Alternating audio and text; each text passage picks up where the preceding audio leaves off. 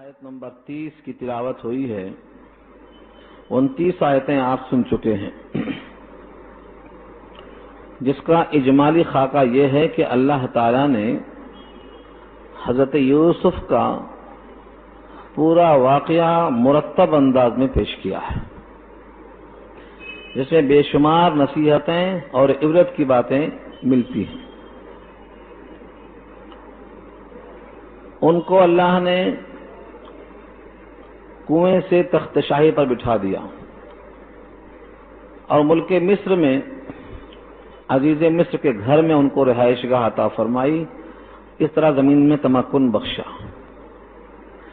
عزیز مصر کی بیوی نے جو اس کی محبت میں فریفتہ ہو گئی تھی اور قلبی تعلق قائم کرنا چاہتی تھی، لیکن انہوں نے اللہ سے دعا کی اور وہاں سے بچ نکلے. ایک عجیب و غریب گواہی کے ذریعے سے اللہ نے براءت کا فیصلہ کیا. اس طریقے سے حضرت یوسف نے نجات پائی. اور جن عورتوں کے بارے میں اگلی آیتوں میں چرچا آ رہا ہے کہ پورے شہر کی عورتوں نے جب سنا کہ ایک غلام پر عزیز مصر کی بیوی فریفتہ ہو گئی، تو چونکہ غلام سے اس کی مراد یہ ہوئی کہ عام غلام ہوگا، اس لیے انہوں نے مکر کیا، یعنی چیمے گوئیاں جس کو ہم بولتے ہیں، کہ ایک عزیز مصر ایک ایسے وزیر کی بیوی جو وزیر خزانہ ہو ایک غلام پر عاشق ہو گئی، تو عجیب و غریب بات ہے. یہ ان کا مکر سنا تو زلیخا نے چاہا کہ ان کے اس مکر کو ان کے اوپر ہی ڈال کر ان سے بات کی جائے. یہاں سے اب آگے گفتگو شروع ہوتی ہے. وقال نسوۃ، آپ کو عربی گرامر کے لحاظ سے تفسیروں میں یہ بحث کم چلتی ہے.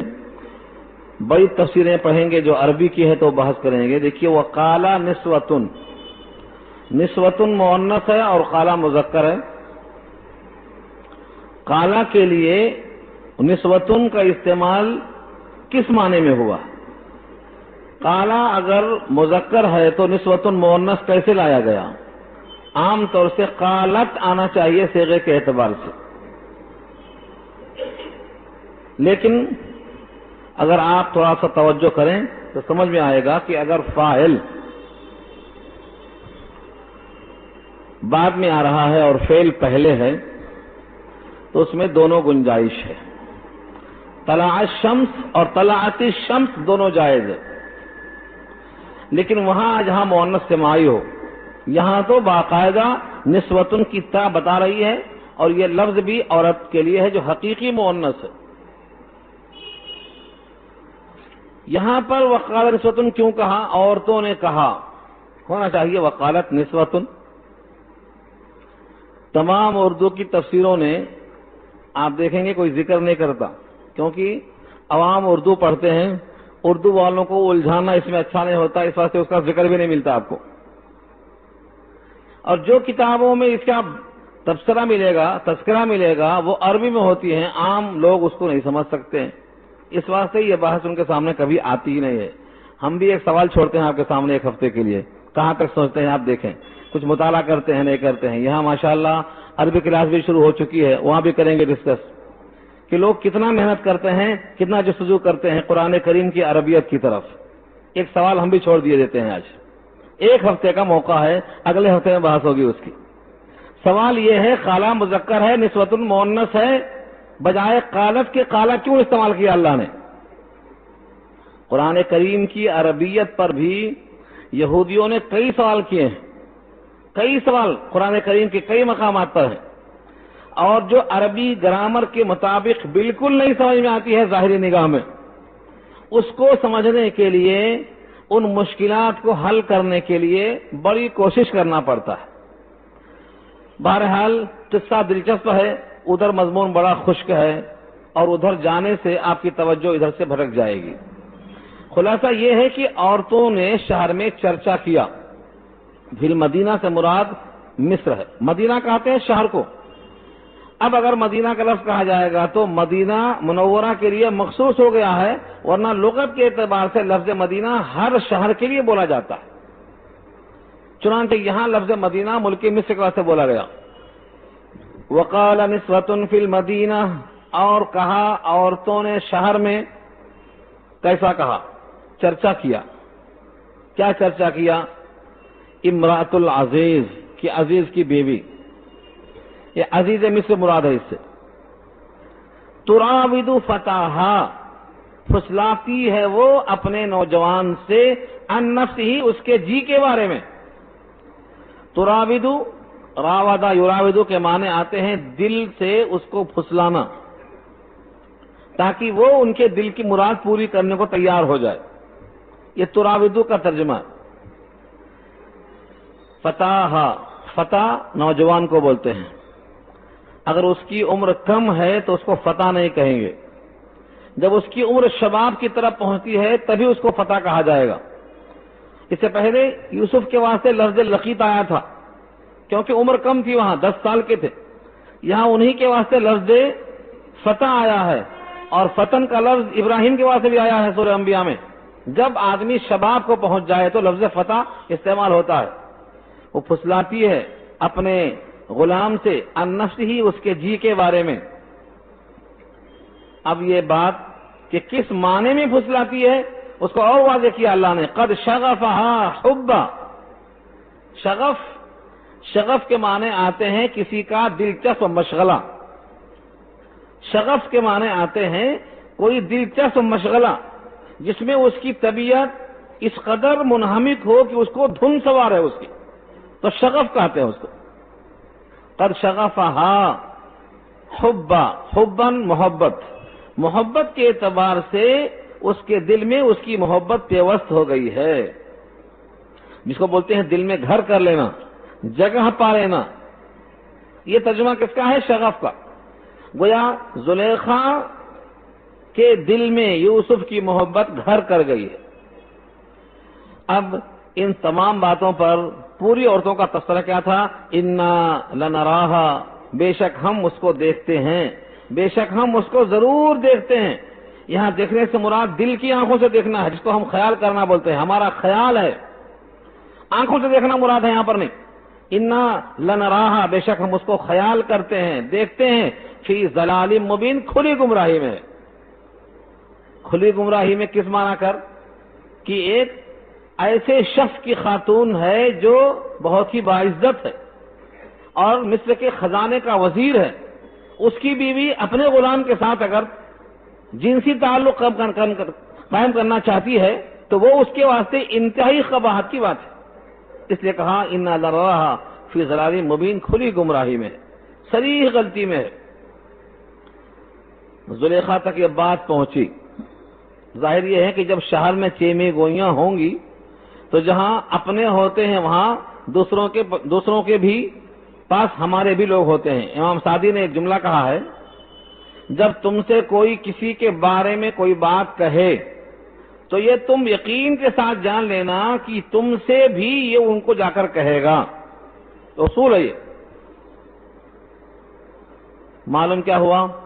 جن لوگوں نے زلیخا سے باتیں سنی تھیں ان لوگوں نے جا کر وہاں چرچا کیا، اور جن لوگوں نے وہاں کا چرچا یہاں تک پہنچایا تھا وہ یہاں کی باتیں جا کے وہاں پہنچائیں گے، کیونکہ ایک فطرت ہوتی ہے سن کر نقل کرنے کی، سن کر ہضم کر جانا، سن کر اس کی اصلاح کرنا، سن کر اس کے لیے فکر مند ہو کر کے اس کو دبانے کی صحیح کرنا، یہ بہت کم لوگوں کو حاصل ہوتا ہے۔ دوسری مثالیں اگر دیں گے تو بات آگے نکل جائے گی۔ خود حضرت عائشہ کے بارے میں جو تہمت کا تذکرہ ہے سورہ نور پارہ 18 میں آیت نمبر 1 سے 10 تک میں، اللہ تعالیٰ نے آیت نمبر 10 میں اسی کا ذکر کیا ہے کہ لوگ سنتے گئے اور مزہ لے لے کے منتقل کرتے گئے۔ تحسبونہ ہینا، ہین کے معنی خوشگوار مال جو منہ میں اچھا لگتا ہے، تم سنتے گئے بولتے چلے گئے۔ وہو عند اللہ عظیم، حالانکہ وہ بات اللہ کے ہاں بہت بڑی تھی۔ تو جیسے وہاں سنتے گئے کہتے گئے، یہاں بھی ایسا ہوا، سنتے گئے کہتے گئے۔ فلما سمعت بمکرہن، جب سنا زلیخا نے ان کے مکر کو، لفظ مکر استعمال کیا اللہ نے غیبت کے لیے. کیوں کہا؟ یہ تو کوئی مکر نہیں ہے. مکر کہتے ہیں سازش کو، پلاننگ کو، خفیہ منصوبے کو. ان عورتوں نے کوئی پلان تو نہیں کیا تھا. زلیخا اور یوسف کے بارے میں 6 میں گوئیاں کی تھی، تبصرہ کیا تھا، لیکن کسی کے بارے میں خفیہ بات کرنا یہ اللہ نے اس کو مکر سے تعبیر کیا ہے. اس سے معلوم یہ ہوا کہ جب کوئی کسی کے بارے میں خفیہ رائے زنی کرتا ہے تو یقیناً وہ مکر ہے. اور غیبت اسی کو کہتے ہیں کہ اگر وہ بات سن لے تو اس کو تکلیف ہو. جن باتوں سے کسی کو تکلیف ہو اس کے بارے میں چپکے سے ایسی بات کہنا، یہی تو غیبت ہے. صحابہ نے پوچھا اے اللہ کے نبی اگر اس میں واقعتاً وہ خرابی ہے تو؟ فرمایا تبھی تو غیبت ہے، اگر وہ خرابی نہیں ہے تب تو وہ تہمت ہے. تو ان تمام عورتوں کا یہ کہنا انا لنراہا فی ضلال مبین، یہ کھلی گمراہی میں، یہ تبصرہ کیا ہے؟ یہ غیبت ہے. اور اگر یہ حقیقت پر ہے تب غیبت ہے، ورنہ پھر تہمت ہے. اسی واسطے اس کو انہوں نے مکر سے تعبیر کیا ہے. فلما سمعت بمکرہن، جب سنا زلیخا نے ان عورتوں کے مکر کو، ارسلت الیہن، ان سب کو بلا بھیجا. ارسلت بھیجا ان کی طرف، خالی بھیجا ان کی طرف نہیں، ان کو بلا بھیجا. ہمارے پاس اردو میں جو استعمال ہے بلا بھیجا، یعنی کسی کو بھیجا کہ بلا کے لاؤ، اس کو بلا بھیجنا بولتے ہیں. بالکل یہی ترجمہ یہاں بھی ہے. ارسلت الیہن، ان سب کو بلایا، پہلے بھیجا کہ بلا کے لاؤ. وَأَعْتَدَتْ لَهُنَّ مُتَّكَئًا، اور تیار کیا ان تمام کے واسطے مسند. متکئن تکیہ سے ہے، تکیہ اردو میں جانتے ہیں نا، اس تکیے کو بولتے ہیں جس پر ٹیکا لگایا جائے بیٹھتے ہوئے. لیٹتے وقت جو رکھتے ہیں گردن کے نیچے وہ نہیں ہے متکئن، وہ تو وسادہ ہے. وسادہ سر رکھ کے سونے کے واسطے ذرا چپٹا ہوتا ہو. یہ متکئن تکیہ ٹیکا لگانا جو ذرا موٹا ہوتا ہے، آج کل اس کو گاؤں تکیہ کہا جاتا ہے. یہ وہی ہے متکئن، مسند، تیار کر دیا. ان تمام کو ایسا بیٹھکا دیا کہ ٹیکا لگا کر سکون سے بیٹھ سکیں. وَأَعْتَدَتْ، تیار کیا، لہن، ان سب کے لیے، متکئن، ٹیکا لگانے کی جگہ، مراد ہے مسند. وَآتَتْ، اور دیا، کُلَّ وَاحِدَةٍ مِّنْهُنَّ سِکِّینًا، سکین کے معنی چھری، کاٹنے کا ذریعہ، ان میں سے ہر ایک کو ایک چھری دیا. قرآن کریم کے لفظوں میں اتنی لطافت ہے، آگے اس چھری سے وہ اپنے ہاتھ کاٹ لیں گے ذکر نہیں ہے یہاں، لیکن سمجھ میں آتا ہے کہ چھری کیوں دیا. کھانے کے موقع پر چھری دینے کا مطلب کہا ہر ایک کو کھانے کی چیزیں دی. کچھ کھانے کے آئٹم ایسے بھی دیے جو ہاتھوں سے کھائے جاتے نہیں بغیر کاٹے ہوئے. چاقو بھی دیا ساتھ میں کہ کاٹو اور کھاؤ. اور دل میں یہ رکھا کہ یوسف کو دیکھنے کے بعد پھلیں کاٹنے کے لائق رہتی ہیں یا اپنے ہاتھ کاٹ لیتی ہیں. یعنی غفلت اور سکتے میں جب انسان کوئی چیز ایسی دیکھتا ہے جس میں منہمک ہو جاتا ہے، توجہ اس طرف چلی جاتی ہے، تو غفلت میں ہاتھ کٹ جاتا ہے. اور یہی یہاں مقصد تھا. چھری کو بظاہر دے دیا کہ پھلیں کھائیں اور کاٹیں. وَآتَتْ كُلَّ وَاحِدَةٍ مِّنْهُنَّ سِکِّینًا، اور دیا ان میں سے ہر ایک کو ایک ایک چھری. سکینن میں جو تنوین ہے یہ برائے تنکیر ہے، ہر ایک کو ایک ایک چھری دے دیا. وقالت، اور کہا، اخرج علیہن، نکلو ان پر. یہاں لکھا ہے حضرت یوسف کو اگر معلوم ہوتا کہ میرے جلوہ کو آج نمائش کی جا رہی ہے تو شاید باہر نہیں آتے تھے. ان کو خبر ہی نہیں. ان کو تو زلیخا نے، جن کی نگرانی میں وہ تھے، جن کے کہنے سے اندر باہر جانا آنا معمول کی بات تھی، سمجھا ہوگا کسی کام سے بلایا ہے، باہر نکلو. باہر نکلے. علیہن، ان پر باہر نکلو. قرآن کریم کے لفظوں میں اشارہ یہ ہے کہ ان کی نکلنے کی وجہ تو ایک غفلت تھی، عام معمول تھا، جب آئے چلے گئے. لیکن زلیخا نے جو بلایا اخرج کہہ کر، اخرج علیہن، ان پر نکلو، مطلب یہ ہے کہ ان پر ظاہر ہو، ان پر طلوع ہو. جیسے حضرت یوسف باہر تشریف لائے، فلما رأینہ اکبرنہ، جب ان تمام عورتوں نے یوسف کو دیکھا، اکبرنہ، تو اس کو بہت بڑا سمجھا. اکبر اردو میں استعمال ہے، اللہ اکبر، اکبر سے اکبرنا جمع کا صیغہ ہے مؤنث کے لیے۔ حضرت یوسف کو انہوں نے سب سے بڑا سمجھا، یا جتنا چرچا سنا تھا اس چرچے سے زیادہ بڑا سمجھا، یا جتنا توقع تھی حسین ہونے کی اس سے زیادہ بڑا سمجھا، تینوں مفہوم ہو سکتے ہیں اس کے، یا جتنا ایک غلام حیثیت رکھ سکتا ہے اس سے بڑا سمجھا، جیسی ان پر نگاہ پڑتی ہے فلما رأینہ اکبرنہ، ان کو بہت بڑا سمجھا۔ وقطعن ایدیہن، اور کاٹ لیا ان سب نے اپنے اپنے ہاتھوں کو۔ یہاں انگلیاں کاٹنے کا ذکر نہیں ہے، لفظ ید ہے، ید، ید مانے ہاتھ، جمع اس کی ایدی آتی ہے، ایدیہن، انہوں نے اپنے ہاتھوں کو کاٹ لیا۔ اکثر شارحین لکھتے ہیں انگلیاں کاٹ لیں، یہاں کوئی لفظ نہیں ہے انگلیوں کے واسطے، انگلیوں کے واسطے لفظ انملہ آتا ہے، پور آتے ہیں، اصابع آتے ہیں، لیکن یہاں نہ اصابع ہے، نہ اسبوع ہے، نہ انملہ ہے، نہ انامل ہے، کوئی لفظ نہیں ہے جہاں پر اشارہ ہو ہاتھ کے بجائے انگلیاں کاٹ لیا، ہاتھ کاٹ لیے۔ لیکن بالعموم چھری سے جب ہاتھ کٹتا ہے تو محاورے میں ہاتھ کٹنا ہی بولتے ہیں، لیکن کٹتی ہے انگلی۔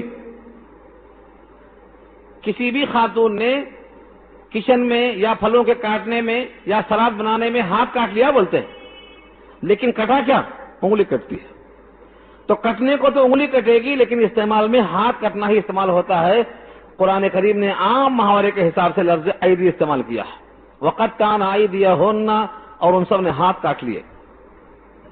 وقلنا، اور کہہ پڑی، بول پڑی، حاشا للہ، حاشا للہ کلمہ تعجب ہے۔ جب کوئی چیز بہت بڑی ہوتی ہے حیرت کے اعتبار سے، تعجب کے اعتبار سے، تو حاشا للہ کہتے ہیں۔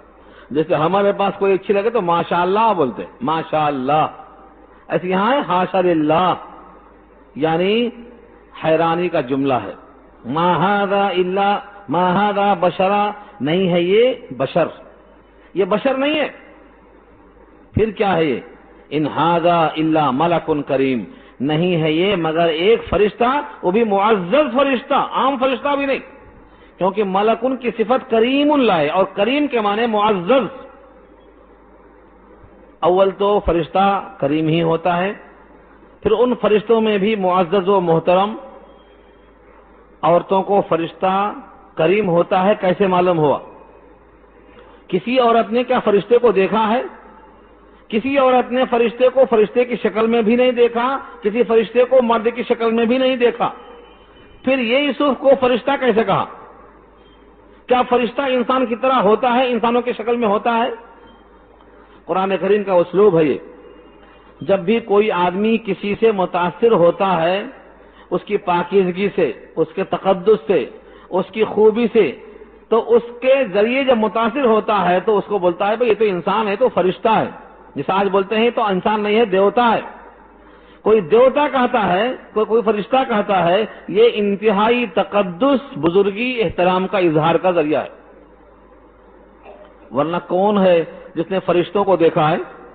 حضرت مریم ہیں جنہوں نے فرشتوں کو دیکھا ہے، جو مرد بن کے باتھ روم میں آ گیا تھا، مرد بن کے آیا تھا، جس کا ذکر سورہ مریم میں اللہ نے کیا ہے، فَتَمَثَّلَ لَهَا بَشَرًا سَوِيًّا، بشرن کامل مرد بن کے آیا جبریل، تو مریم نے دیکھا۔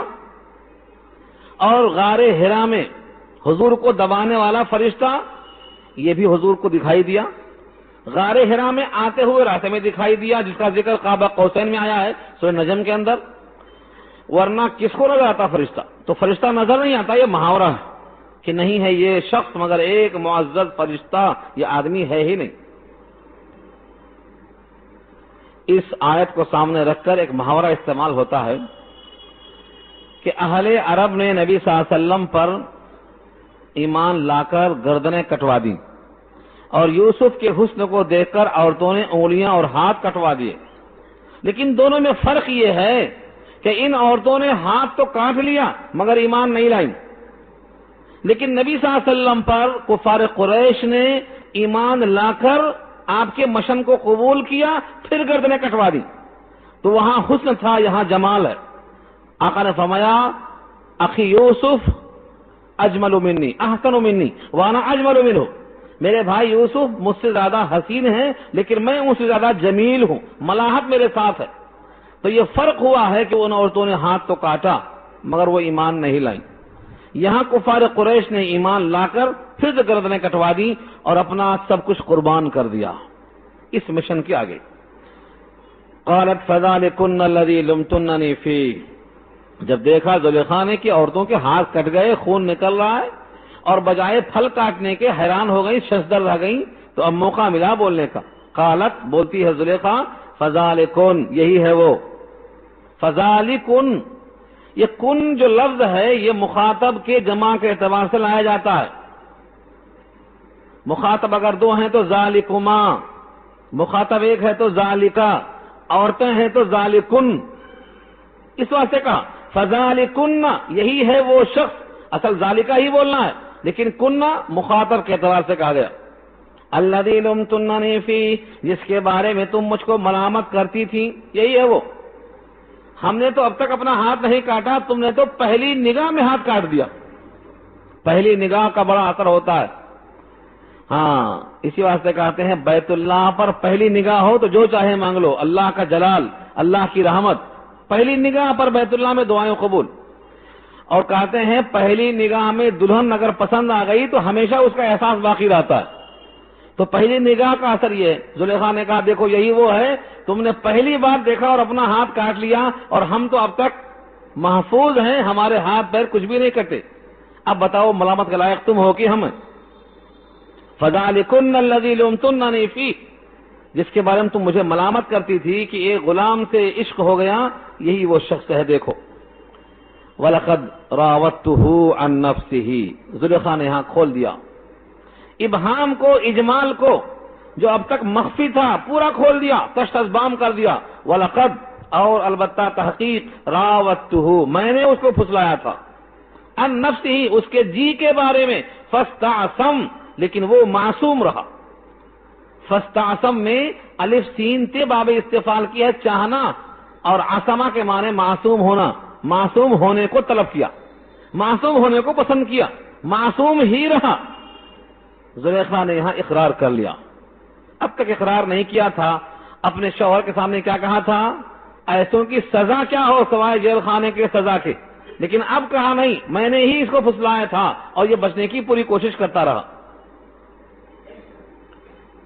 اس موقع پر زلیخا نے ایک دھمکی دی، میں نے ہی پھسلایا تھا اور آئندہ بھی میرا پروگرام یہی ہے، اگر یہ میری بات کو نہیں مانیں گے تو پھر سزا بھگتنی پڑے گی، جیل خانے میں ڈال دیا جائے گا۔ بڑا سخت مرحلہ ہے۔ پوری عورتوں کے سامنے زلیخا نے کیوں فاش کر دیا؟ کیونکہ عورتوں کو پہلے معلوم ہی ہو چکا تھا۔ عورتوں کے سامنے ظاہر کرنے سے مقصد یہ تھا کہ یہ سب مل کر یوسف کو ہماری طرف مائل کرنے میں تعاون کریں گی۔ چنانچہ آگے کے الفاظ بتاتے ہیں کہ ایسا ہی ہوا، پوری عورتوں نے زلیخا کی تائید کی، اور سب نے یوسف سے یہی کہا کہ آپ کے لیے بہتر یہی ہے کہ تمہاری یہ بڑی ہیں، نگران کار ہیں، تمہارے ملکہ ہیں، تمہیں ان کے ساتھ رہنا ہے، تم ان کی دل کی بات اگر نہیں مانو گے تو کس کی بات مانو گے؟ ان سے اچھا تمہارے واسطے کون ہو سکتا ہے؟ سب نے مل کر حضرت یوسف کے سامنے یہ گفتگو پیش کی۔ وَلَئِن لَّمْ يَفْعَلْ مَا آمُرُهُ، اور اگر نہیں کیا اس کو جو میں اس کو حکم دے رہی ہوں، وَلَئِن، اور اگر، لم يفعل، نہیں کیا، ما آمُرُهُ، جس کا میں حکم دے رہی ہوں، لَيُسْجَنَنَّ، تو ضرور بھی ضرور قید خانے میں پا رہے گا۔ وَلَيَكُونَ مِنَ الصَّاغِرِينَ، صاغر کے معنی چھوٹے کو آتے ہیں، صغر کے معنی چھوٹا، مراد ہے ذلت، اور ہو کے رہے گا بے عزت، یہ مراد۔ قید خانے میں جانا یہ بے عزت ہونا ہے، بس بہتر یہی ہے کہ میری بات کو مانے۔ مفسرین لکھتے ہیں کہ زلیخا نے عذاب علیم کا ذکر یہاں نہیں کیا، پیچھے کہا تھا شوہر کے سامنے اگر یہ بات ہے کہ اس نے برا ارادہ کیا تو اس کو جیل خانہ ہو یا سخت سزا ہو، لیکن اب یہاں عورتوں کے درمیان میں سزاؤں کا ذکر نہیں کیا، صرف کیا کہا، میری بات نہ مانے گا تو قید خانے میں رہے گا، اور اس میں ذلت اٹھانی پڑے گی، کیونکہ سزا دینا اس کا پروگرام نہیں تھا۔ وہ چاہتی یہ تھی کہ میری بات کو یہ مانے اور قید خانے میں رکھ کر منوانا آسان ہے عذاب دینے کے مقابلے میں۔ حضرت یوسف نے عورتوں کے بات کو سامنے رکھا، زلیخا کی بات کو سامنے رکھا اور اب اللہ سے دعا میں لگ گئے۔ قال، بول پڑے، ربی، اے میرے پروردگار، السجن احب، قید خانہ زیادہ محبوب ہے مجھ کو، احب الیہ، مجھ کو قید خانہ زیادہ پسند ہے۔ کس کے مقابلے میں؟ مما یدعوننی الیہ، جن جن برے کاموں کی طرف یہ عورتیں مل کے مجھے دعوت دے رہی ہیں۔ صیغہ دیکھ لو، جمع کا صیغہ ہے، یدعوننی، یدعوننی، یہ ساری عورتیں مل کے مجھے دعوت دے رہی ہیں، یعنی جو زلیخا کا ارادہ ہے اس کی تقویت، اس کی تائید یہ پوری عورتیں مل کے کر رہی ہیں اور مجھے بلا رہی ہیں برائی کی طرف۔ اس برائی کی طرف جانے کے مقابلے میں مجھے قید خانہ زیادہ محبوب ہے۔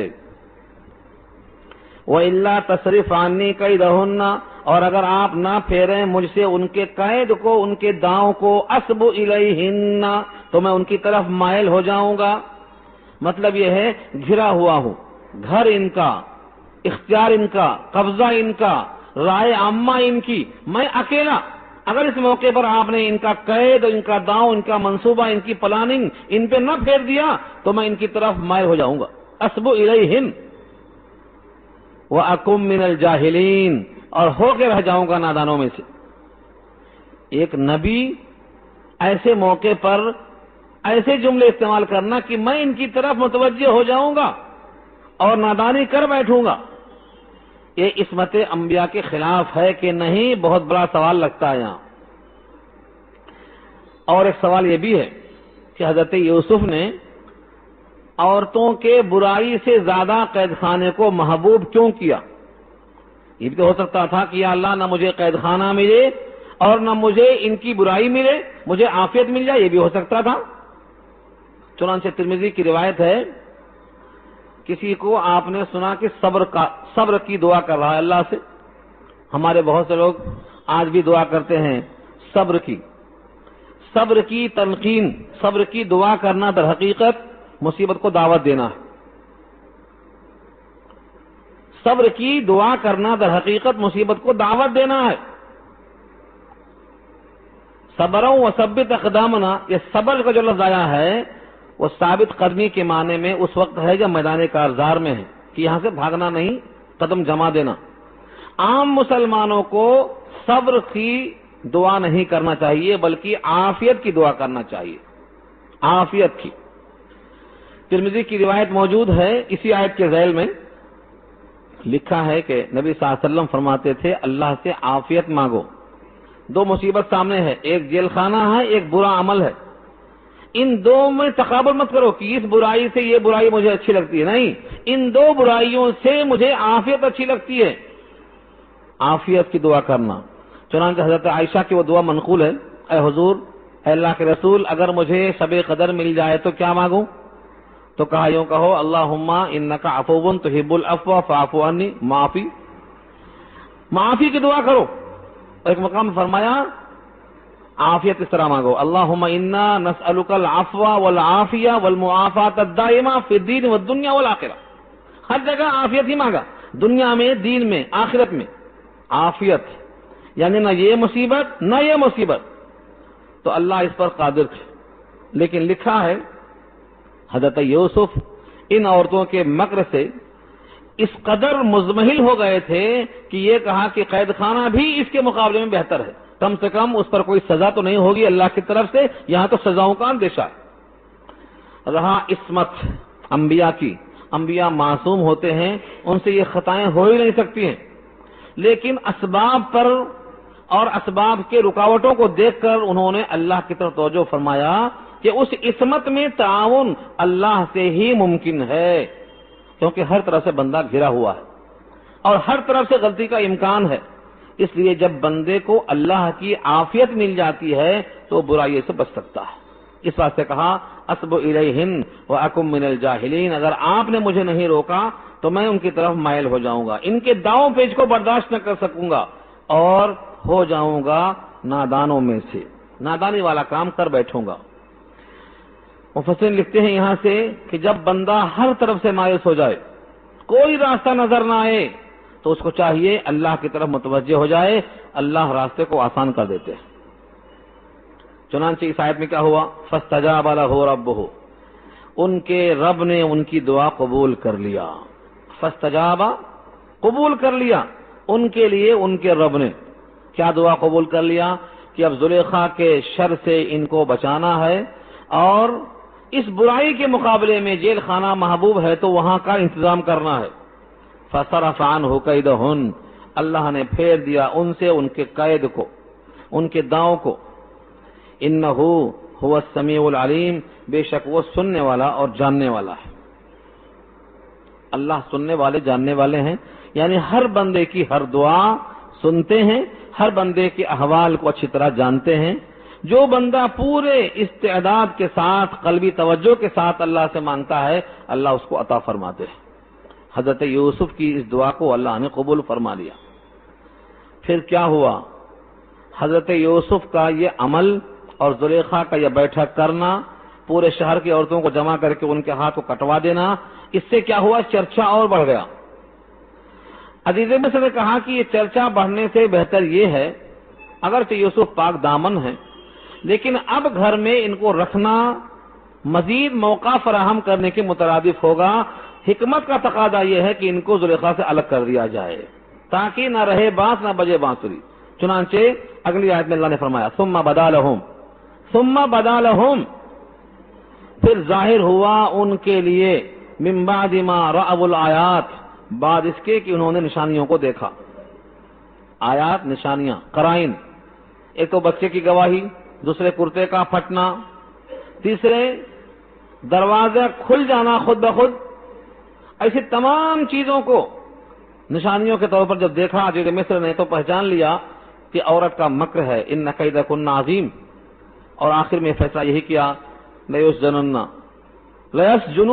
کہ اب ضرور بہتر یہ ہے کہ ان کو کچھ دن قید خانے میں رکھ دیا جائے۔ سجن ان کے حق میں بہتر ہے، کب تک کے لیے؟ حتی حین، ایک وقت مقررہ تک۔ یہ وقت مقررہ کیا ہے؟ اللہ کے علم ہے کہ اللہ نے کب تک کا فیصلہ کر لیا۔ اللہ کی مرضی کہ کبھی قید خانہ بھی ذریعہ بن جاتا ہے اظہار کا اور براءت کا، اور اپنی باتوں کو کہنے اور سننے کا موقع مل جاتا ہے۔ جیسے ہی حضرت یوسف کو قید خانے میں فیصلہ کر لیا ڈالنے کے لیے، تو قید خانہ تو صعوبت کی جگہ ہے، مشقت مصیبت کی جگہ ہے، پریشانی کی جگہ ہے، لیکن حضرت یوسف نے اس قید خانے کے اندر قید خانے کے ساتھیوں سے جو سلوک کیا تو پورے آ کے گرویدہ ہو گئے۔ جیسے ہی قید خانے میں پہنچے، وہاں دو قیدی ساتھ ساتھ داخل ہوئے۔ کسی نے کہا مجھے آپ سے بڑی محبت ہو گئی ہے، کیونکہ آپ کا بڑی خدمت کرنا، کسی کا بیماری میں عیادت کرنا، دکھ درد میں کام آنا، خود نہ سو کر دوسروں کو سونے کا موقع فراہم کرنا، راتوں رات کھڑے ہو کر اللہ کی بندگی کرنا، بڑا متاثر ہو کر کہا مجھے آپ سے بڑی محبت ہو گئی۔ حضرت یوسف نے کہا اللہ کے لیے مجھ سے محبت نہ کرو، کیونکہ جب جب کسی نے مجھ سے محبت کی ہے تو مصیبت مجھ پر آئی ہے، اس پر نہیں آئی ہے۔ حالانکہ دنیا کا اصول یہ ہے مصیبت عاشق پر آتی ہے، معشوق پہ نہیں آتی، لیکن ہوتا یہ ہے کہ جب جب مجھ سے کسی نے محبت کی ہے تو مصیبت مجھ پر آئی ہے۔ حالانکہ عاشق کا عشق نمبر 2 پہ ہوتا ہے، پہلی محبت کی اینٹ معشوق کے اندر پیدا ہوتی ہے۔ علامہ سعدی کہتے ہیں خشت اول در دل معشوق پیدا می شود، معشوق کے دل میں محبت کی پہلی اینٹ لگتی ہے، تب جا کے اس پہ عاشق پروانہ جلتا۔ جب تک پروانہ شمع کو نہ پائے گا تو کس پر نشاور ہوگا؟ پہلے شمع جلتی ہے، اپنے جلنے سے روشنی کا اظہار کرتی ہے، تب پروانہ جلتا ہے۔ ہاں تانا سوزد شمع کہ پروانہ شیدا می شود، عشق اول در دل معشوق پیدا می شود۔ شمع پہلے جلتی ہے تب پروانہ آ کے جلتا ہے، پہلے معشوق کے دل سے کچھ ایسی کرنیں پھوٹتی ہیں تب جا کے عاشق رفتہ ہوتا ہے۔ حضرت یوسف نے راتوں میں محنت کی، خدمت کی، عیادت کی، حسن سلوک کیا، اچھے اخلاق کا مظاہرہ کیا، یہی تو ہے شمع، تب جا کے وہ فرفتہ ہو گئے۔ اگر آدمی کھردرا ہے، اکھڑ ہے، بدمزاج ہے، بد اخلاق ہے تو ان سے متاثر کون ہوگا؟ ان سے قریب کون جائے گا؟ کہا ایسا کیوں کہہ رہے ہیں آپ کی محبت سے مصیبت آتی ہے؟ کہا بچپن میں میری پھوپھی نے محبت کیا تھا. قصہ طویل ہے، میں یہ چوری کی بحث میں انشاءاللہ بتاؤں گا آپ کو، آگے آ رہی ہے چوری کی بحث. بچپن میں ان کی پھوپھی نے محبت کی تھی اپنے پاس روک لینے کے لیے. کیا کرتی؟ تو ان پہ چوری کا الزام لگایا، کیونکہ اس وقت دستور تھا کہ جو چور ہوتا ہے اس کو چوری کے عوض میں اپنے پاس روکنے کا حق بن جاتا تھا. تو کیا چرایا ہے؟ کہا کمر بند چرا لیا ہے. کمر بند، پٹکا بند، بچپن کا واقعہ. آگے جب بنیامین کے سامان میں برتن نکلے گا تو بھائی لوگ کہیں گے یوسف نے بھی ایسی چوری کی تھی. تو وہاں کون سی چوری مراد ہے؟ یہی چوری ہے جو پھوپھی نے لگایا تھا الزام. تو پھوپھی نے محبت کی تھی تو الزام لگا چوری کا. اس کے بعد ابا نے محبت کی تو کنویں میں ڈال دیے گئے، فراق ہوا، غلامی بنائی گئی، غلام بنا کر بیچے گئے. اس کے بعد زلیخا نے محبت کیا تو جیل خانے میں آ گئے. اب تم محبت کر کے کہاں بھیجانا چاہتے ہیں مجھے؟ تم محبت نہ کرو خدا کے واسطے. تو جب کوئی مجھ سے محبت کرتا ہے تو یہ آفت آتی ہے، اب تم محبت مت کرو، بس حسن سلوک کافی ہے. یہاں سے اللہ تعالیٰ اس واقعے کو بیان کرتے ہیں. وَدَخَلَ مَعَهُ السِّجْنَ فَتَيَانِ، اور داخل ہوئے ان کے ساتھ قید خانے میں دو نوجوان. داخل ہوئے معه ان کے ساتھ، السجن قید خانے میں، فتیان دو نوجوان. اوپر ان کو فتح کہا تھا، یہاں فتیان تسنیہ ہے اس کی. دو نوجوان داخل ہوئے. یہ دو میں سے ایک بہت قریب ہو گیا جس نے ایسا کہا تھا. اس کا قول محبت کا ابن کثیر نے نقل کیا ہے، آیتوں میں نہیں ہے. آیتوں میں نہیں ہے وہ محبت کا تبصرہ، وہ ابن کثیر نقل کرتے ہیں. ان نوجوانوں نے حضرت یوسف کو دیکھا کہ بہت نیک ہیں، بڑی ہمدردی کرتے ہیں، تو کہا ان کو آخر چیک تو کرو صحیح بزرگ ہیں کہ نہیں. کہیں ان کو امتحان لیا. حضرت ابن عباس کہتے ہیں کہ واقعتاً خواب دیکھا، لیکن حضرت ابن مسعود فرماتے ہیں کہ خواب نہیں دیکھا بلکہ فرض خواب گڑھ کے بیان کیا تاکہ ان کی بزرگی کا امتحان لیا جا سکے. تو ابن مسعود کے قول کے مطابق خواب نہیں تھا، گڑھا ہوا خواب تھا. اور ابن عباس کے قول کے مطابق واقعتاً خواب دیکھا تھا. تفسیری روایتیں ہیں. قال احدهما، ان میں سے ایک نے کہا، دو نوجوانوں میں سے ایک نے کہا، انی ارانی اعصر خمرا، میں دیکھ رہا ہوں کہ میں شراب نچوڑ رہا ہوں. خواب میں کیا دیکھتا ہوں؟ ارانی سے مراد مجھے دکھلایا گیا خواب میں اعصرو کہ میں نچوڑ رہا ہوں خمرن شراب. وقال الاخر، اور دوسرے نے کہا، انی ارانی، میں خواب میں اپنے آپ کو دیکھتا ہوں، احمل فوق راسی خبزا، کہ میرے سر پر لادے لادے پھرتا ہوں روٹی کا ٹوکرا. خبزن روٹی، فوق راسی میرے سر کے اوپر، احملو لاد کے چلتا ہوں. روٹیوں کا ایک بہت بڑا ٹوکرا ہے، بس میں لے کے چلتا ہوں اور پرندے اس میں سے کھا رہے ہیں. تأکل الطیر، کھاتے جا رہے ہیں اس میں سے پرندے. منہ مراد اسی ٹوکرے سے، اسی روٹی سے. خواب کی تعبیر سمجھ میں آ گئی. انہوں نے کہا نبئنا، ہمیں بتائیے، ہمیں خواب کی تعبیر بتائیے. بتأویلہ، ان خوابوں کا صحیح مطلب کیا ہے، ان خوابوں کی تعویل کیا ہے. لکھا ہے شارحین نے کہ یہ دونوں قیدی عام قیدی نہیں تھے. ایک تھا بادشاہ کا ساقی جو پانی پلایا کرتا تھا، اور ایک تھا بادشاہ کا باورچی جو روٹی پکایا کرتا تھا، کھانا پکایا کرتا تھا. ان دونوں پہ الزام یہ تھا کہ ان دونوں نے بادشاہ کو زہر دے کر مارنے کی فکر کی تھی. اس الزام کے تحت قید خانے میں بھگت رہے تھے. تحقیق جاری ہے، تحقیق چلتی جا رہی ہے. تو ایک نے خواب دیکھا کہ میں نچوڑ رہا ہوں، تو یوسف نے کہا کہ یہ نچوڑنے والا پھر نچوڑے گا، مطلب بحال ہو جائے گا. اور جس نے کہا میرے سر پہ روٹی کا ٹکڑا ہے، ٹوکرا ہے، ٹکڑا نہیں ٹوکرا، اور پرندے اس میں سکھا رہے ہیں، سمجھ میں آ گیا کہ اس کی پھانسی ہوگی اور کھوپڑی اس کی پرندے کھائیں گے نوچ نوچ کے. کتنا آسان ہے تعبیر، فن ہے لیکن متعین نہیں کیا. حضرت یوسف کو انہوں نے خواب کی تعبیر پوچھا، نبئنا بتأویلہ، ہمیں اس خواب کی تعبیر بتائیے کیا.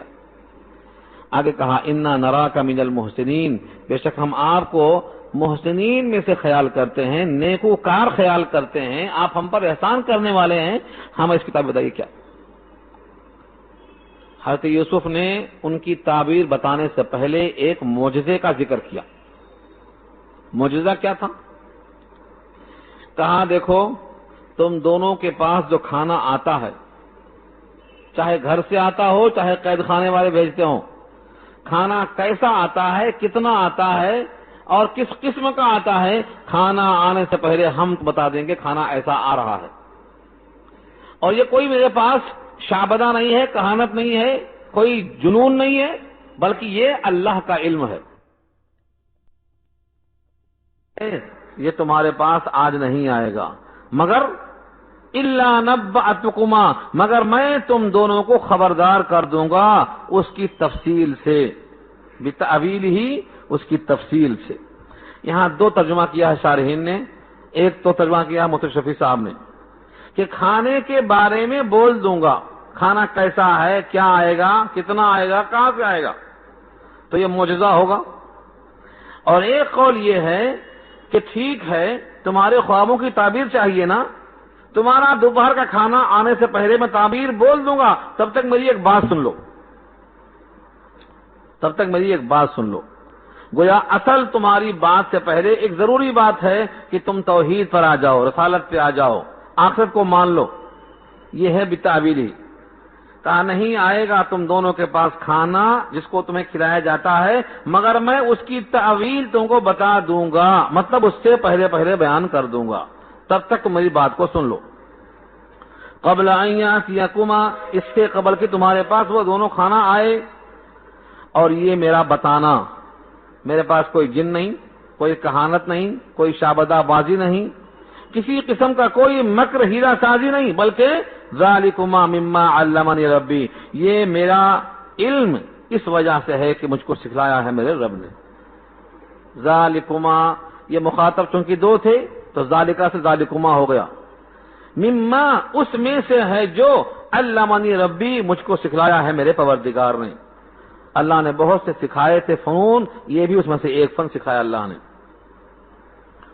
اب تعریف کیا کہ اللہ نے مجھ کو سکھلایا کیوں؟ اس کو حاصل کرنے کی سب سے بڑی حکمت یہ ہے کہ میں نے کفر اور شرک کو چھوڑ دیا ہے، انی ترکتو، میں نے ترک کر دیا ہے، ملت قوم، ایسی قوم کا مذہب اور مسلک، لا یؤمنون باللہ، جو اللہ پر ایمان نہیں رکھتے، وہم بالآخرۃ ہم کافرون، اور وہ لوگ آخرت پر وہی منکر تھے۔ وہ آخرت کا انکار، اللہ کی ذات پر ایمان کا نہ ہونا، ایسے مذہب کو میں نے ترک کر دیا۔ یہ پہلی وجہ ہے مجھ کو اللہ کی طرف سے علم حاصل کرنے کی۔ یہاں سے یہ بات معلوم ہوئی کہ اگر کوئی علم الہی حاصل کرنا چاہتا ہے، علم الہی کو پانا چاہتا ہے، تو پہلی شرط کیا ہے؟ ایسے تمام راستوں کو، جو راستہ کفر کا ہو، شرک کا ہو اور اللہ سے دوری کا ہو، ایسا راستہ کسی بھی آدمی کا ہو، اس کو پہلے ترک کر دینا پڑے گا۔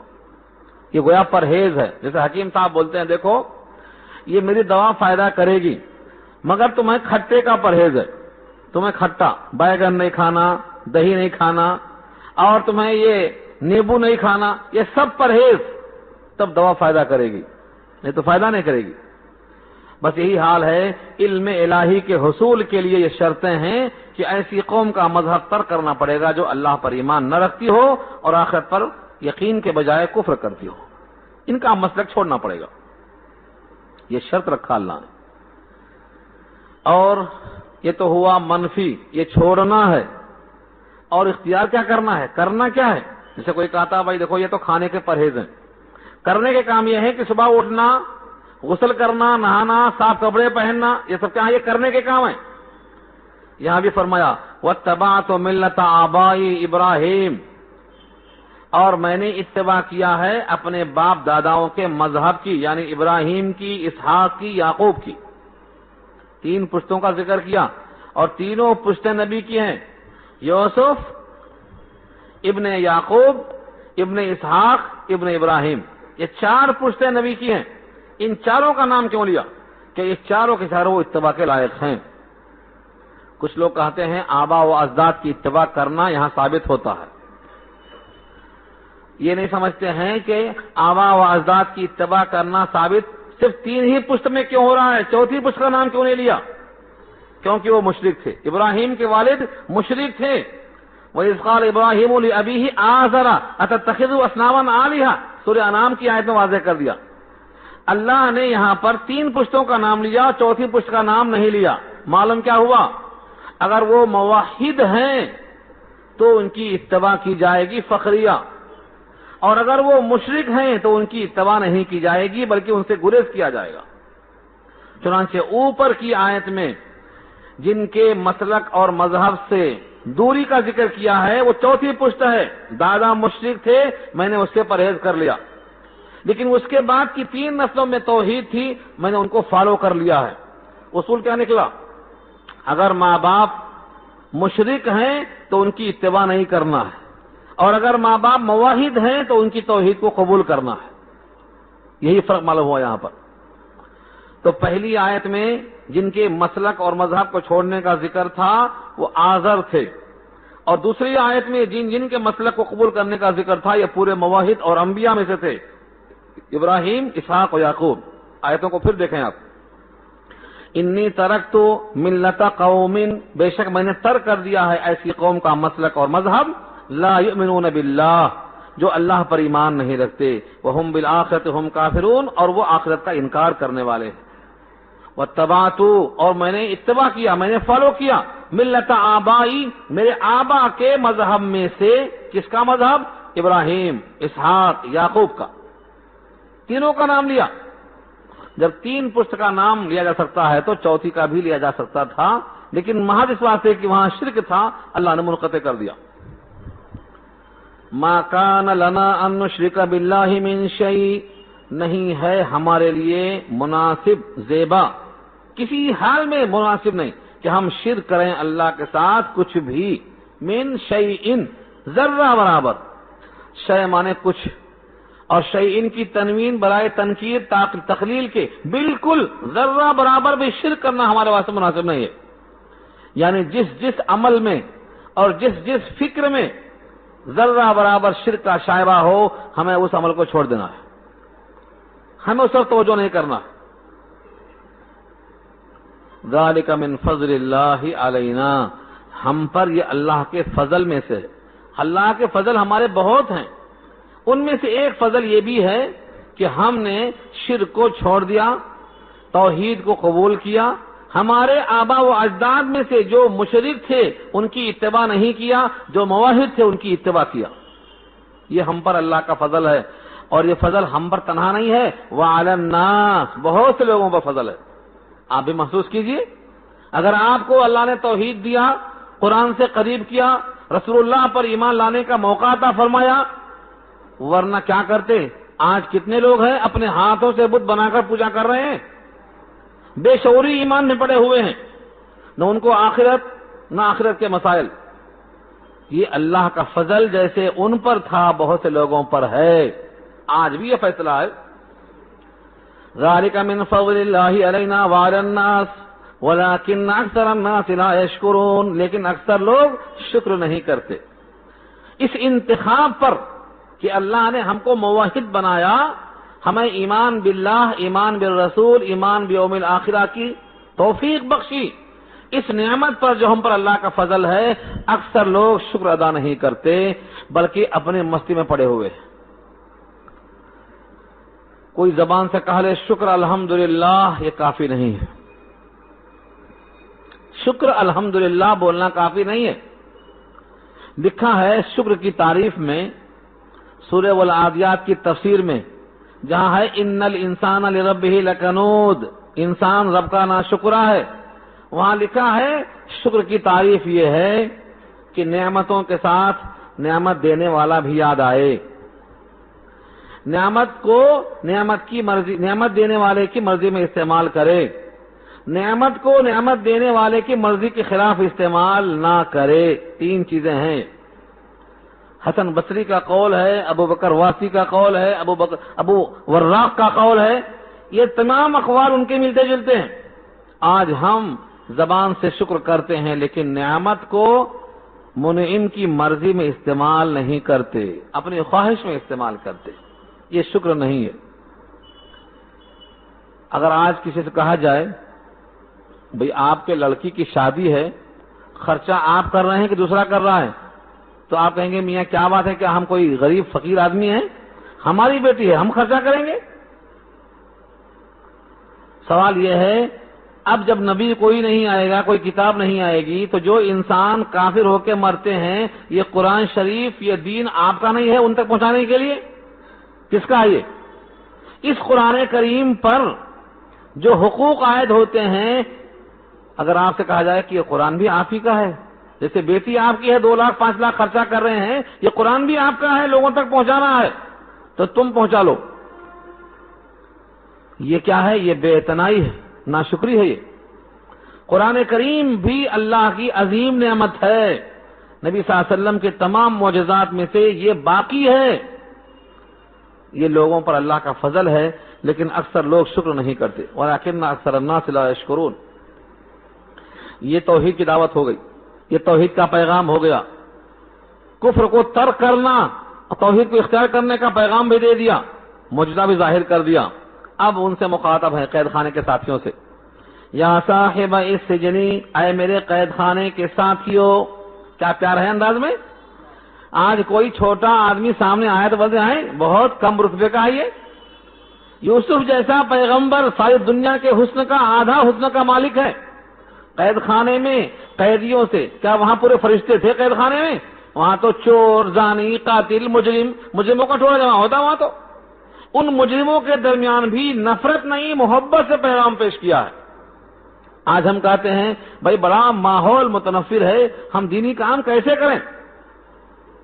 اس قید خانے میں یوسف جیسا حسین انسان، نفرت کا ماحول نہیں بلکہ پیار سے، یا صاحب السجن، اے قید خانے کے میرے دوستو، مخاطب۔ اس سے معلوم ہوا دعوت اور تبلیغ، قرآن کا پیغام پہنچانے کے لیے محبت کا ماحول چاہیے، نفرت کا ماحول نہیں چاہیے۔ کسی کو کمتر نہیں سمجھنا، بحیثیت انسان کے وہ نبی زادہ ہے، آدم زادہ ہے، تمہارا بھائی ہے۔ ہاں بطور فکر کے اس میں اگر کمی ہے تو وہ تمہاری کمی سے کمی ہے، تم اگر صحیح کام کرتے تو یہ کمی بھی دوری ہو جاتی۔ یہ کمی اس کی نہیں ہے، یہ کمی تمہاری ہے، اس لیے اسے کمتر مت سمجھو۔ کہتے ہیں مریض سے نفرت مت کرو، مرض سے نفرت کرو، مریض سے نفرت نہیں کرنا۔ اے میرے قید خانے کے ساتھیوں، ارباب متفرقون، کیا کئی رب متفرق خیرن بہتر ہیں، ام یا اللہ الواحد القہار، ایک اللہ جو زبردست ہے، سارے بتوں کے برابر ہے، سارے معبودان باطلہ کے برابر ہے، یعنی ان تمام پہ حاوی ہے، ان کی بھی پوجا، ان کی بھی پوجا، جہاں دیکھو وہاں سر جھکائے بیٹھے ہوئے ہیں تم، تو کئی سجدہ گاہ ہیں وہ بہتر ہیں یا ایک معبود جو اکیلا سب پہ بھاری ہے؟ کون سا بہتر ہے بولو؟ ایک عام انسان بھی کہے گا بھائی اگر ایک جگہ کام مل جائے اچھا تو در در کیوں کام کریں گے ہم؟ بلکہ فارسی کا مشہور مقولہ ہے یکدر گیر محکم گیر، ایک جگہ پکڑو زوردار پکڑو، مضبوطی سے پکڑو۔ تو یہ سوال ہے ایک معبود بہتر ہے جو سب پہ بھاری ہے یا کئی معبود بہتر ہیں؟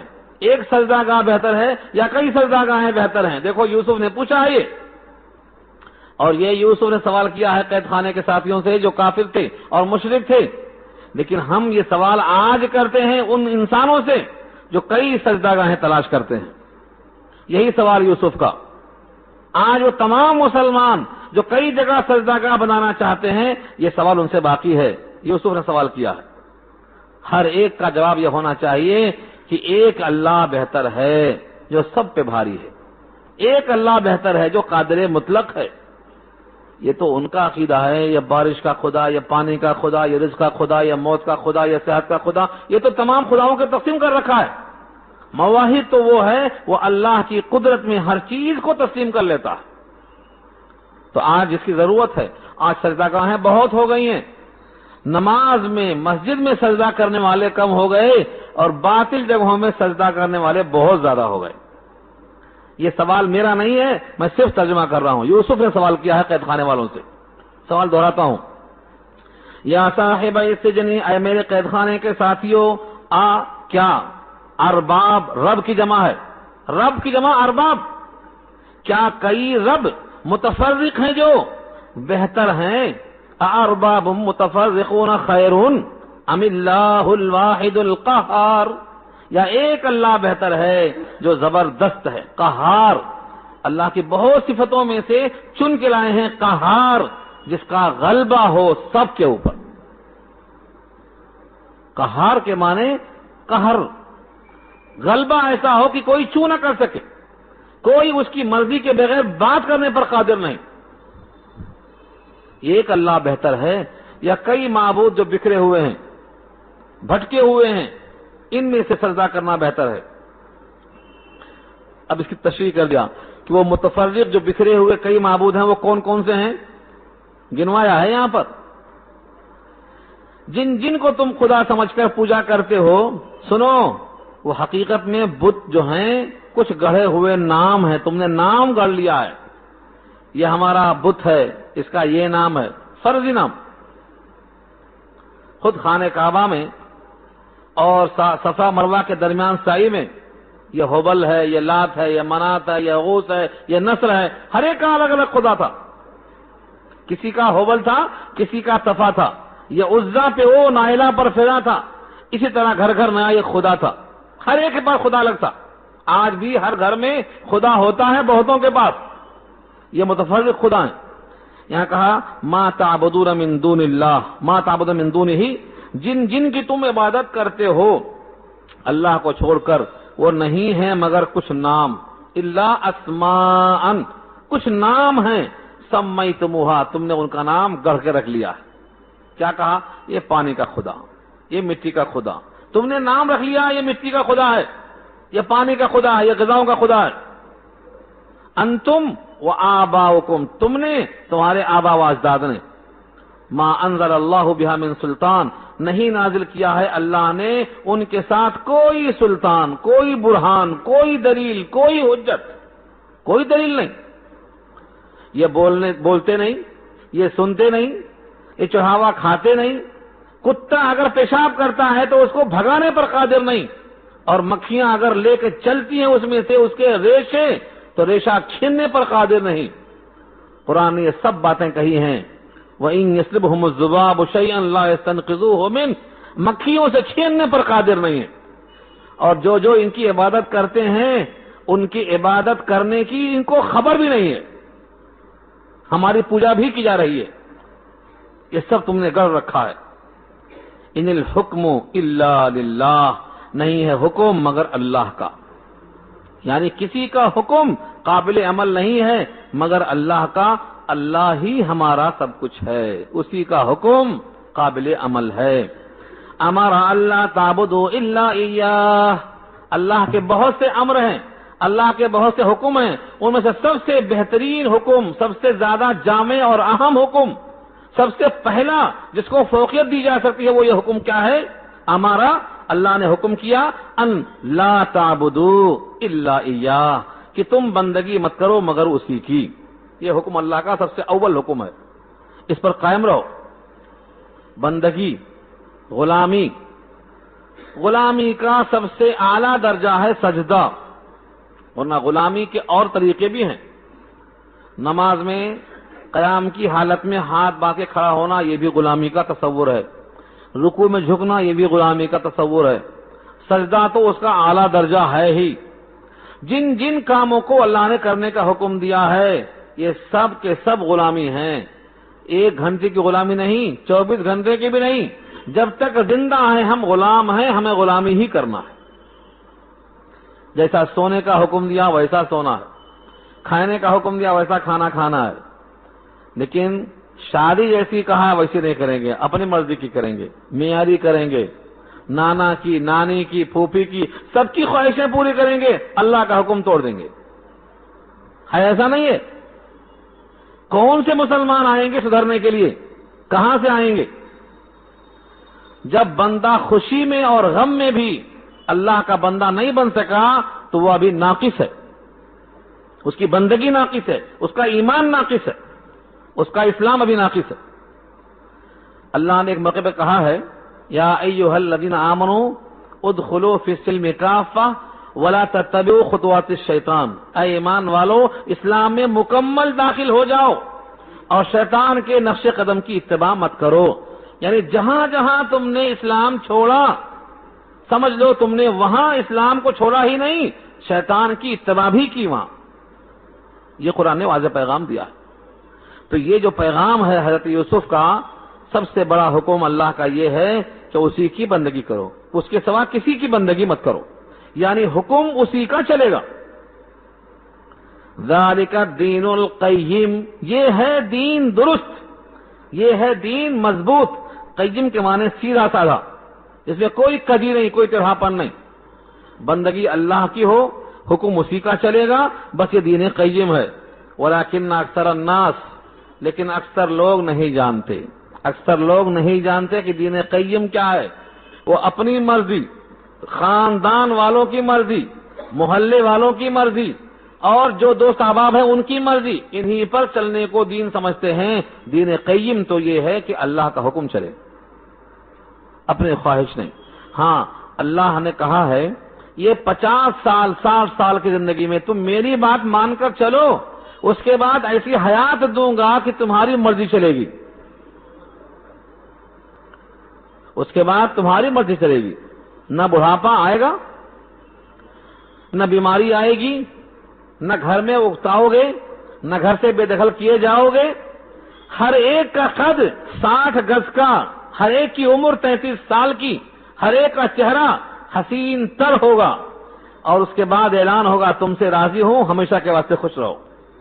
تم 50 سال 100 سال میری مان کر چلو، ایسی حیات دوں گا جس کی کوئی انتہا نہیں ہوگی، عطاءً غیر مجزوز، نہ ختم ہونے والا اجر دوں گا۔ یہ تو امتحان ہے۔ میں کبھی کبھی کہا کرتا ہوں آپ چھوٹے بچے کو لڈو دے کر ہاتھ میں بولتے ہیں بیٹا ذرا دے دینا، بس اگر وہ لڈو آپ کے ہاتھ پر دے دیا بخدا آپ کھائیں گے نہیں، لیکن اس کے دے دینے کی وجہ سے آپ کا دل ایسا بھر جائے گا کہ اس کو سینے سے چمٹا لیں گے اور لڈو کا ڈبہ پکڑا دیں گے اس کے ہاتھ میں کہ تو میرا ہے۔ بس یہ کیفیت ہے۔ اللہ کو ہمارے سجدوں کی کوئی حاجت نہیں، اللہ کو ہمارے زکوٰۃ کی، ہمارے حج کی، ہمارے تلاوت کی کوئی حاجت نہیں، ہمارے کسی عمل کی اسے کوئی حاجت نہیں۔ ایک بار نہیں زائد بار کہا ہے، حضرت موسیٰ سے کہلوایا ہے اعلان کر دو اگر تم اور جتنے زمین میں انسان ہیں سب مل کر کفر کریں میرے ساتھ، ناشکری کریں میرے ساتھ، تو میری شان میں کمی نہیں ہونے والی ہے۔ سورہ ابراہیم پارہ 13، وقال موسى ان تكفروا انتم ومن في الارض جميعا فان الله لغني حميد، فان الله لغني، اللہ غنی ہے، کسی کے کفر کرنے سے اس کی شان میں کوتاہی اور کمی نہیں ہو سکتی ہے۔ پھر مطلب کیا ہوا؟ ہماری عبادات ہمارے لیے ہیں، بس وہی لڈو دے کے ڈبہ دینے والی بات ہے۔ ہم اللہ کی مرضی پر چلنے کا فیصلہ کر لیں، اللہ ہماری حیات جو دائمی آنے والی ہے وہ بہتر سے بہتر عطا فرمائیں گے۔ اس لیے اللہ کا فیصلہ ماننا ہے۔ یہ تقریر ختم ہو گئی حضرت یوسف کی۔ اب اس کے بعد ان کے خوابوں کی تعبیر سنو۔ یا صاحب السجن، دوبارہ پھر لائے، یا صاحب السجن، اے میرے قید خانے کے دونوں ساتھیوں، اما احدکما، بہرحال تم میں سے ایک، فیسقی ربہ خمرا، پلائے گا شراب اپنے مالک کو۔ رب کی نسبت جب ہو کے ساتھ آئے، اضافت کے ساتھ آئے تو بادشاہ مراد ہے، مالک مراد ہے۔ اگر رب مطلق آ جائے تو اللہ کے واسطے ہوتا ہے، لیکن رب کے ساتھ اضافت ہے، ربی یا رب ہو تو جائز ہے۔ جسے کہا رب البیت، گھر کا مالک، رب الابل، اونٹوں کا مالک، رب البیت، گھر کا مالک، رب المال، مال کا مالک، جائز ہے اضافت کے ساتھ، مطلق رب جائز نہیں ہے۔ تو رب اپنے رب کو پلائے گا، کیا پلائے گا؟ خمرن، شراب پلائے گا۔ وَأَمَّا الْآخَرُ، اور بہرحال دوسرا، فَيُصْلَبُ، سولی پر چڑھایا جائے گا، فَتَأْكُلُ الطَّيْرُ، کھائیں گے پرندے، مِنْ رَأْسِهِ، اس کے سر میں سے۔ سنا آپ نے؟ حضرت یوسف کی محبت و شفقت دیکھو، خواب دونوں نے بیان کیا الگ الگ، دونوں کی تعبیر بھی ظاہر تھی الگ الگ۔ جس نے خواب میں دیکھا تھا میں نچوڑ رہا ہوں وہی تو پلائے گا، اور جس نے خواب میں دیکھا تھا کہ سر پہ ٹوکری ہے پرندے کھا رہے ہیں پھانسی اسی کی تو ہوگی۔ خواب کی تعبیر الگ الگ ہو سکتی تھی، میاں تمہاری پھانسی ہوگی اور تم بچ جاؤ گے، مگر ایسا کیا ہوتا جسے کہا جاتے کہ تمہاری پھانسی ہوگی، اس کو غم ابھی سے شروع ہو جاتا۔ اللہ کے نبی امت پر شفیق ہوتے ہیں، کیا کہا؟ تم دونوں میں سے ایک بری ہو جائے گا اور اپنا منصب بھی پا جائے گا اور شراب بدستور پلاتا رہے گا، اور دوسرے کو سولی ہوگی۔ طے نہیں کر دیا، متعین نہیں کر دیا، حالانکہ وہ کیا جا سکتا تھا۔ اس سے معلوم ہوا کہ اگر کوئی بات بری ہے یعنی طبیعت کو ناگوار لگتی ہے تو اس کا ایسا انداز اختیار کرنا چاہیے کہ کم سے کم تکلیف ہو، کم سے کم دکھ پہنچے۔ اسلام کا بھی مزاج یہی ہے۔ فرمایا حضور نے تم جب ذبح کرتے ہو قربانی کا جانور یا اور کوئی جانور تو ذبح تو اسے کرنا ہی کرنا ہے، لیکن چھری تیز ہونا چاہیے تاکہ اس کو اذیت نہ پہنچے۔ ہاں، میں تو مٹ جانے کو مٹ جاؤں گا میرا کیا ہے، بکرے کو ذبح کر رہے ہیں وہ تو ہے ذبح کرنے کے لیے، میں تو مٹ جانے کو مٹ جاؤں گا میرا کیا ہے، تم پہ الزام نہ آئے، وہ طریقہ کیا ہے؟ تم اگر رگڑتے رہیں گے تو لوگ کیا کہیں گے؟ اس کے دل میں کوئی شفقت نہیں، کوئی رحمت نہیں۔ تو کسی بھی چیز کا اظہار کرنا مخاطب کی دلجوئی ہونے کے ساتھ دل شکنی سے پرہیز کرنے کا حکم دیا گیا ہے۔ آج ہمارے پاس لوگ منہ پھٹ ہیں، بولتے ہیں ہم حق بول رہے ہیں۔ بھائی حق بولنے کے واسطے منہ پھٹ ہونا کیا ضروری ہے؟ پھٹا باز بننے کی ضرورت کیا ہے؟ حق تو موسیٰ نے کہا تھا لیکن فرعون سے نرم کہا تھا، حق تو حضور نے کہا تھا مگر ابو جہل کے سامنے نرم گفتگو کی تھی، یہ بھی تو حق تھا۔ اور یہ بھی تو حق ہے جو یوسف نے کہا ہے کہ تم میں سے ایک کو سولی ہوگی اور تم میں سے ایک کو نجات ہوگی۔ یہ مجمل اس واسطے کر دیا تاکہ ان کی دلجوئی باقی رہے۔ اس کے بعد روایتوں میں آتا ہے کہ انہوں نے خواب نہیں دیکھا تھا، یوں ہی بیان کر دیا، جیسا کہ روایت ہے ابن مسعود کی۔ ان کے مسلک کے مطابق جب یہ خواب کی تعبیر سنائی گئی تو انہوں نے کہنا شروع کر دیا کہ ہم نے تو خواب دیکھا ہی نہیں تھا، ہم نے تو آپ کا امتحان لیا تھا۔ یوسف نے کہا میرا امتحان لے کے اب پھنس گئے، جیسا تم نے کہا تھا اور تعبیر میں نے دے دی اب ویسا ہو کے رہے گا۔ ہاں، تم نے تعبیر جو کہی تھی ایسا ہو کے رہے گا۔ اس سے معلوم ہوا جھوٹا خواب نہیں بیان کرنا چاہیے، سچ سچ بولنا، خواب جھوٹا نہیں بیان کرنا چاہیے۔ اس سے معلوم ہوا خواب کی تعبیر اس سے لینا چاہیے جو آپ کا محسن ہو۔ پیچھے آ چکا نا انا نراک من المحسنین، ہم آپ کو محسن دیکھتے ہیں، ہمارے خواب کی تعبیر دیجیے۔ حدیث میں آتا ہے آپ کا خیر خواہ ہو، آپ سے محبت ہو، آپ سے بہت ہمدردی رکھتا ہو، اپنے خواب کو اس کے سامنے بیان کرنا چاہیے۔ تو دونوں باتیں معلوم ہو گئی۔ کیا کہا یوسف نے؟ قضی الامر، معاملہ تو ہو چکا فیصلہ، قضیہ فیصلہ کر دیا گیا، کس کا؟ الامر کا، جو تم نے سوال کیا تھا۔ الذی فیہ تستفتیان، تستفتیان استفتاء سے ہے، مفتی بنا ہے اسی سے، الف سین تے نکال دو، الف سین تے باب استفعال کے لیے ہے، طلب کرنا، حاصل کرنا، خواہش کرنا، باقی بنا فتویٰ، استفتاء، الف سین تے نکال دو، فتویٰ بچتا ہو۔ تو تستفتیان، تم دونوں نے جس معاملے میں فتویٰ طلب کیا ہے تمہارا معاملہ کر دیا گیا، جیسا ہم نے بیان کیا اب ایسا ہی ہوگا۔ تم نے خواب دیکھا ہے تب بھی ایسا ہوگا، خواب نے دیکھا ہے تب بھی ایسا ہوگا۔ یہ دو قول ہیں۔ ابن عباس نے کہا خواب دیکھا لہذا ایسا فیصلہ ہوگا۔ ابن مسعود نے فرمایا کہ خواب انہوں نے گڑھ کے بیان کیا لیکن اب جب تعبیر مل گئی تو ایسا ہو کے رہے گا۔ الحمدللہ آج میں نے 2 رکوع بیان کیا، 2 رکوع مکمل ہو گئے آج تفصیل کے ساتھ۔ اب یہاں سے حضرت یوسف نے جو بات کہی ہے اس سے جو نجات پا جانے والا ہے، ایک آیت باقی ہے یہ، لیکن اس میں کئی حکمتیں ہیں، کئی مباحث ہیں۔ ایک آیت ہم آئندہ کے واسطے چھوڑ دیتے ہیں کیونکہ وقت ہو گیا ہے۔ یوسف نے کہا اس آدمی سے جس کے بارے میں امید تھی کہ نجات پا جائے گا، جا کے بادشاہ کو بولنا کہ ایسا ایک بے گناہ قیدی پڑا ہوا ہے جیل میں سالوں، ذکر کر دینا، لیکن وہ باہر نکل کے خوشی میں کس کو یاد رکھتا ہے؟ بھول گیا، یاد نہیں آیا۔ ہاں، اللہ تعالیٰ نہیں چاہتے کہ یوسف اور میرے بیچ میں ایک دوسرا انسان تذکرہ کرنے والا بنے۔ میرے سے کیوں نہیں کہا؟ میں ہی سنتا۔ اللہ کو یہ بات پسند نہیں ہے کہ نبی اور اللہ کے درمیان کوئی تیسرا حائل ہو۔ تم جا کے بول دینا۔ اگر یوسف وہاں سے بولتے تو میں ان کی وہاں سے سننے کو تیار۔